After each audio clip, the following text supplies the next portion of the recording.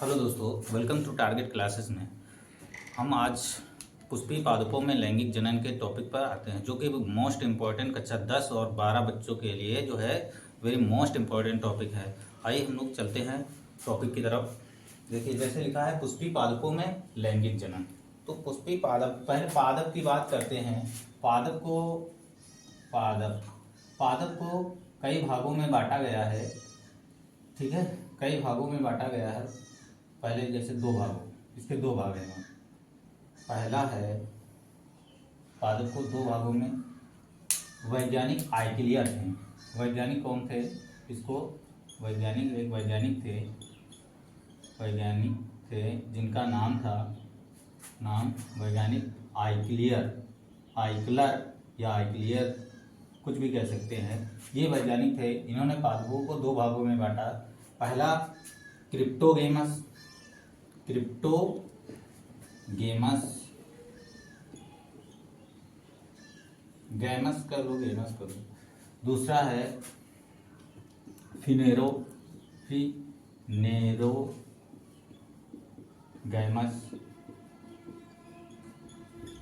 ये बीज रहित होते हैं, अर्थात इनमें बीज नहीं पाया जाता। और ये कैसे होते हैं? ये होते हैं बीज युक्त पादप होते हैं, अर्थात इनमें बीज पाया जाता है। एक्लियर्स ने इनको भी कई भागों में बांट दिया। जैसे तीन भाग होते हैं इनके।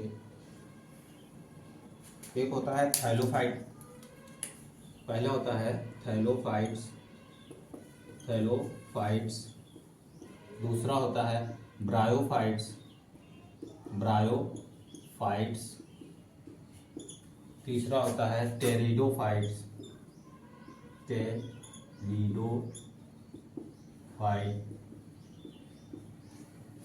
इनको दो भागों में बांटा गया। आवृत बीजी, अनावृत बीजी पादप और आवृत बीजी पादप। आवृत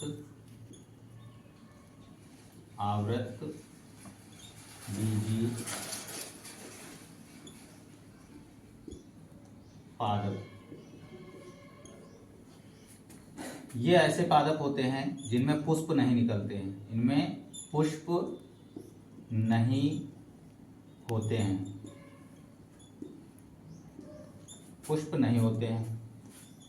और इनमें पुष्प होते हैं।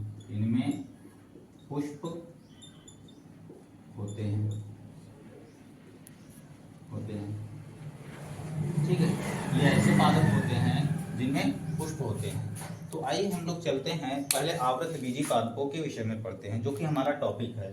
तो इसको हम आइए आवृत बीजी पादप में देखते हैं हम पुष्प की संरचना के विषय में, कैसे इसमें लैंगिक जनन होता है, ये चीज़ें हम देखेंगे। तो जैसे पहला है, हमारा टॉपिक है पुष्प।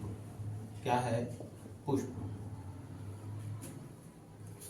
तो पुष्प, देखिए पुष्प क्या है। अगर आपसे कोई पूछ ले तो पुष्प क्या है, तो पुष्प एक पौधे का रूपांतरित प्रारोह होता है। तो आइए हम देखते हैं ये क्या प्रारोह है। जैसे मान लीजिए हमारे पास ये है बीज। ये क्या है? बीज है। अब इसके अंदर एक भ्रूण पाया जाता है, इस टाइप का भ्रूण पाया जाता है। ये है भ्रूण। क्या है बेटा? ये है भ्रूण। इसमें दो भाग होते हैं। इस भ्रूण में दो भाग होते हैं। ऊपर वाले भाग को प्रांकुर कहते हैं और नीचे वाले भाग को क्या कहते हैं? मूलांकुर कहते हैं।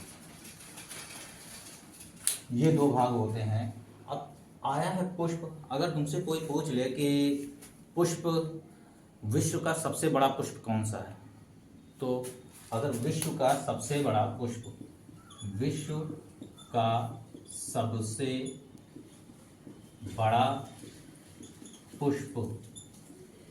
का नाम क्या है? ठीक है, तो अगर आप लोगों को मालूम है तो कमेंट बॉक्स में इसका आंसर दीजिए। ठीक है। तो विश्व का सबसे बड़ा पुष्प है रैफलेनेशिया, रैफलेनेशिया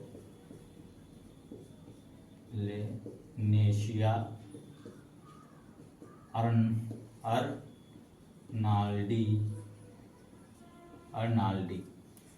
अगर इसका वेट देखा जाए बेटा, इसका वेट होता है लगभग 11 किलो। ये 11 केजी का होता है। कितने का होता है? 11 केजी। अगर इसका व्यास देखा जाए, इसका व्यास जो होता है, व्यास होता है 1 मीटर। कितना होता है? व्यास। इसका वेट कितना होता है? 11 केजी और व्यास कितना होता है? 1 मीटर। अगर तुमसे पूछा जाए विश्व का सबसे छोटा पुष्प कौन सा है, विश्व का, जब बड़े की बात हो गई तो छोटे की बात भी कर ली जाए। विश्व का सबसे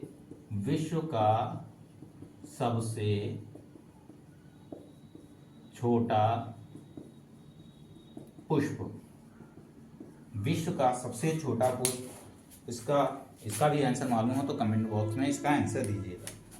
चलिए, तो इसको कहते हैं वोल्फिया ग्लोबोसा।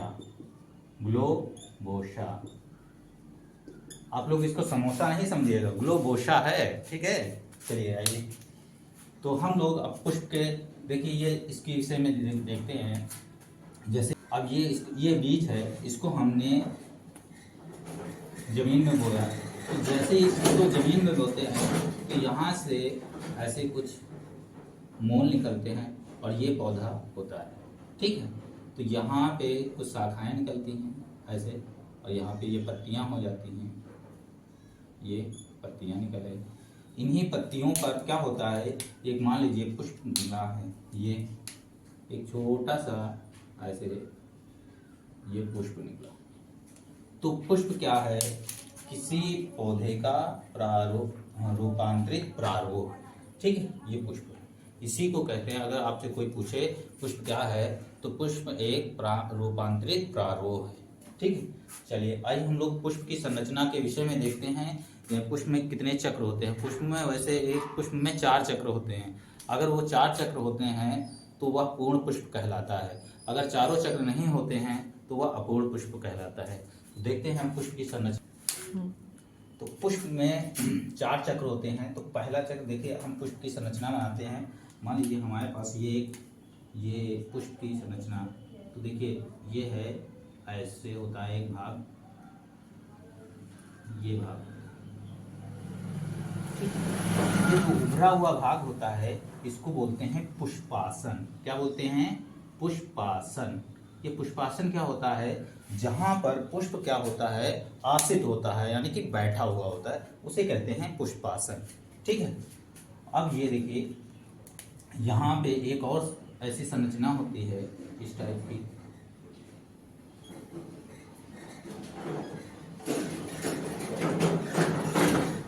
इसको बोलते हैं जयान। क्या बोलते हैं? जयान। अभी इसके विषय में पूरी डिटेल बताएंगे। जयान होता है, और इसी के पास नीचे ऐसे कुछ संरचनाएं छोटी छोटी होती हैं, इस टाइप से होती हैं।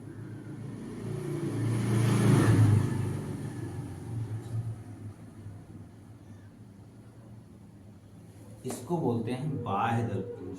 क्या बोलते हैं? बाह्य दलपुंज, ठीक है। और कुछ संरचनाएं ऐसी होती हैं, इस टाइप से होती हैं, ये ऐसे आती हैं,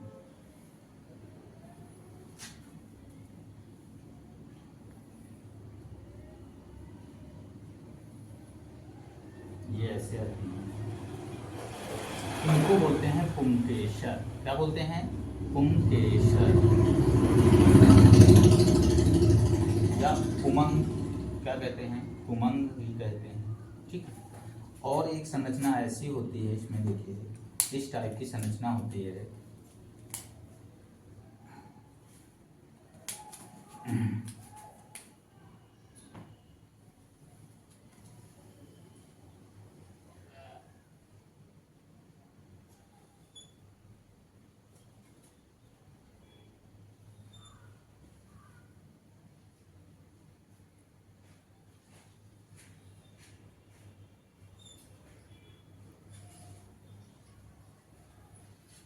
इस टाइप की संरचना होती है, इसको बोलते हैं दलपुंज। क्या बोलते हैं? दलपुंज। ठीक है, ये होते हैं, इनके ये 4 चक्र हो गए, इनको यही हमारा 4 चक्र है जो एक पूर्ण पुष्प कहलाता है। तो आइए हम लोग पहले इसके विषय में डिस्क्राइब कर लेते हैं। जैसे पहला है दलपुंज। क्या है? दलपुंज है। दलपुंज, बाह्य दलपुंज। क्या है? बाह्य दलपुंज। बाह्य दलपुंज क्या होता है? बाह्य दलपुंज हरे रंग के होते हैं। ये पुष्प की रक्षा कलिका अवस्था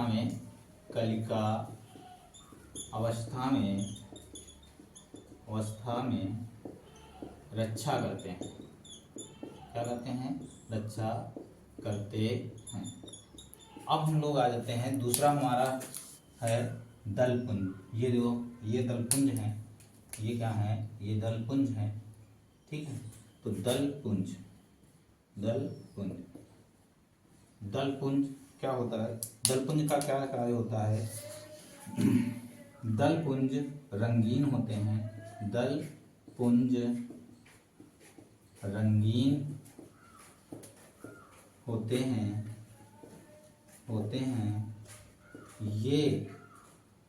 ये परागण हेतु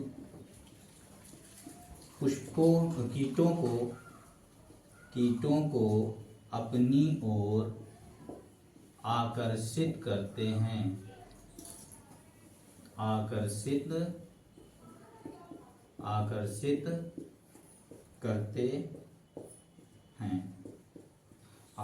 करते हैं।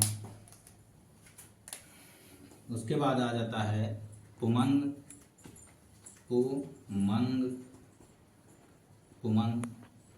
देखिए, यह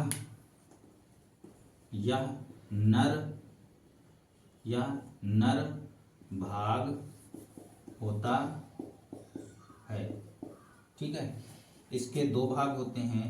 इसके 2 भाग होते हैं। चलिए इसको हम लोग डिस्क्राइब भी करते चलें पुष्प पुमंग को। देखिए ये जैसे पुंकेसर इस टाइप से संरचना होती है, ये ऐसे होता है। ठीक है, इसको बोलते हैं पुतंतु। क्या बोलते हैं? पुतंतु। और ये होता है परागकोश। क्या होता है? परागकोश। ठीक है, ये 2 भाग हो गए। तीसरा आ जाते हैं, और ये दोनों भाग मिलकर क्या बनाते हैं? पुमंग। क्या बनाते हैं? पुमंग, अर्थात नर भाग या पुंकेसर कहते हैं। क्या कहते हैं? पुंकेसर। ठीक है, अब आ जाते हैं हम लोग जयांग पे आ जाते हैं। जयांग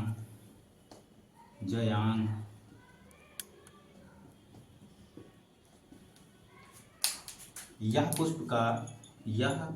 पुष्प का मादा भाग होता है। इसके 3 भाग होते हैं। इसके 3 भाग होते हैं। ठीक है, तो आइए जयांग को भी देख लेते हैं। जयांग यहाँ पे जयांग देख लेते हैं। ये देखिए, इसकी संरचना ऐसे होती है। ये जयांग, इसके ऊपरी भाग को क्या कहते हैं? इसके ऊपरी भाग को वर्तिकाग्र कहते हैं। वर्तिकाग्र कहते हैं। इसके मध्य भाग को वर्तिका कहते हैं। वर्तिका। और इसके इस भाग को, नीचे वाले भाग को अंडाशय कहते हैं। अंडाशय कहते हैं। अब ये तीनों पार्ट मिलकर एक स्त्री केसर का निर्माण करते हैं। ये तीनों पार्ट मिलकर किसका निर्माण करते हैं? स्त्री केसर कहलाता है। ये क्या कहलाता है? स्त्री केसर कहलाता है। आप लोगों को दिखा देते हैं ये सारी चीज़ें। आप लोग देखिए, जैसे ये क्या है? ये है पुष्पासन, ये देखो फूला हुआ भाग दिखाई दे रहा, पुष्पासन। और यहाँ पे देखिए, ये देखो इसके बाह्य दलपुंज, ये कैसे हैं, ग्रीन कलर के हैं, बाह्य दलपुंज। और ये देखिए, ये कलिकावस्था में इसकी क्या कर रहे हैं, रक्षा कर रहे हैं। रक्षा कर रहे हैं कि नहीं कर रहे हैं। तो ये जो है रेड कलर के हैं, इससे छोटा है, इसको बड़े में दिखाते हैं। तो यहाँ पे देखिए फूल थोड़ा सूख गया है, ठीक है। ये रेड कलर के हैं, ये क्या कहलाते हैं, दलपुंज। और यहाँ पे देखिए मध्य में ये क्या कहलाते हैं, ये नरभाग हैं, पुंकेसर कहलाते हैं। इसी के मिडिल में होता है जयांग होता है, जो मादा भाग होता है, ठीक है। तो आइए चलिए इसके विषय में हम नेक्स्ट वीडियो में जो है पुंकेसर और जयांग के विषय में डिटेल से पढ़ेंगे। Thank you class.